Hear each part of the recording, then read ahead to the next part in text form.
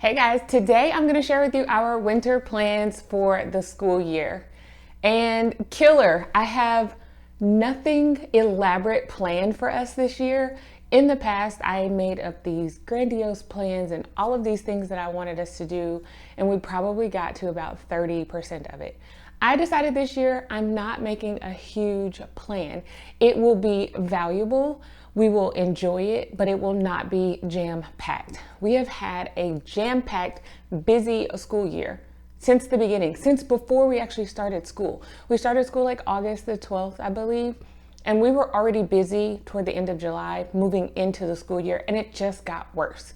So I am seeking for this winter season a relaxing, family, fun-filled time that is not over the top with all of these plans that we're really probably never going to touch. So you will find that this year's plan is a lot more simple, which is exactly what we need. Less is more for the life of Tillmans right now, considering all that we have experienced. So November is Native American Heritage Month, if you did not know that, which is perfect because it falls right in line with where we are with our current history curriculum. So we're not going to be doing anything out of the norm. We are going to continue our studies as normal. Grammar, math, history, science. We're going to finish up our literature studies. We should be done with that about the first week of December. That is something that needs to be checked off. If you don't know me very well, I am a get it done type of girl. I want to check off all the boxes in a fun way, not just to say that I've checked them off, but I'm a rule follower. And so when I get these, the different curriculum and it's like, follow these steps, I have a hard time letting go of that. But right now, I'm letting go of some of that. But we are excited to finish our literature study. So we are going to complete that in its entirety because we're enjoying it. There are other areas where I am not interested in checking off the box. I'm simply interested in focusing on what we need, getting the meat of it, and we'll just leave off the potatoes. Like meat, and that's it. Like give us the meat, give it to us straight, let's have a good time and be done with it. So that is where we are within our homeschool right now. So we're going to continue our studies for history, and that will add in the Native American Heritage Month aspects of it as well. We have some crafts that go along with that with our history curriculum, like making a corn husk doll. We are going to do Native American vest, and then also make a Native American home, a teepee, out of supplies that we already have here within our homeschool. I will say this, for this school year and also like the winter time and holidays and things like that, I have not purchased a single thing. Nothing. I've not purchased a new book, a new craft, a new game, nothing. We are using what we already had in our home, and I am determined to do that because I did get a lot of things last year. Majority of it was not purchased. We got them from our library, but I did purchase some things and they went barely used, if used at all. I am not doing that. If I could live a minimalist lifestyle, I completely would. So we're going to use up the resources that we already have within our home, and I'm not getting anything new. So if you want to see kind of just what we're doing, the crafts and all of the things that we're going to be doing, make sure you follow us over on Instagram. It's a really easy way for me to just share our day-to-day activities and not have to put together a video for YouTube. So also for the month of November, we're just going to continue our book basket. I shared that in our October update. We have a basket that has all of the theme books for that time. So right now our basket is full of fall books, and it will stay that way until the end of November. We're just going to continue going through that. So when we have independent reading time or family reading time, read alouds, we just grab a book out of there. We're also reading through our literature study, like I said, so that takes up some of our reading time as well. And that will be our November. Nothing spectacular. We are going out of town, so that will be nice. But when we're gone out of town, we're going to be doing our Travel the States curriculum and doing some cooking from that. So we're still getting in some learning, and it's just fun. It's just fun for us to do that. No, we're not taking math, grammar, all of those different things. We will have games, we'll have our Travel the State stuff, and we're just gonna have a good time while we're out of town visiting family and friends. And while I'm here, I want to share with you guys that this is a collaboration put together by Kristie over at These Little Sprouts. Be sure to check out her channel. She is a homeschool mama of 3, very gentle. She has amazing resources. I just love Kristie's spirit and how she works with her children, watching some of her day in the life videos. So if you're looking for some really great resources and gentle resources, go and check out Kristie's channel because she has a wealth of information over there. And don't forget to check out the playlist. I will put it down in the description for all the other mamas who are sharing their winter and holiday homeschooling plans with you guys. If you want a more upbeat and busy, you can grab more ideas. If you want more laid back, you can leave some of those ideas. Make a list, save them for next year, pick and choose what you want, but there are going to be some awesome ideas within this playlist. So make sure that after you finish watching here, go down to the description and check out all of the videos within the playlist. All right, guys, moving on to December. December is a little bit of a busier month for us, but I'm still keeping it simple. We are going to change up our curriculum just a little bit. We are going to continue with math, grammar, science, and history.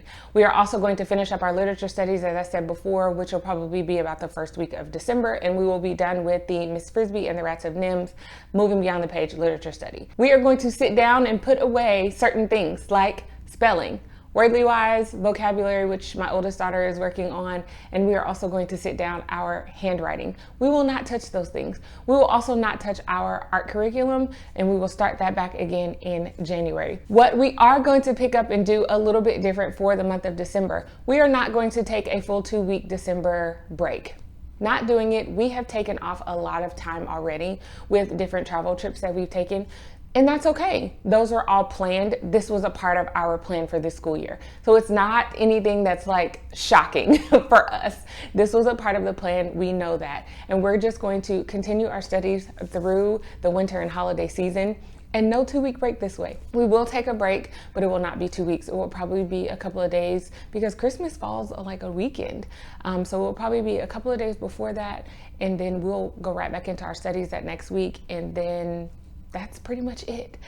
That's how we are going to do the time off. But things that we're adding in for this, the month of December that we normally would not.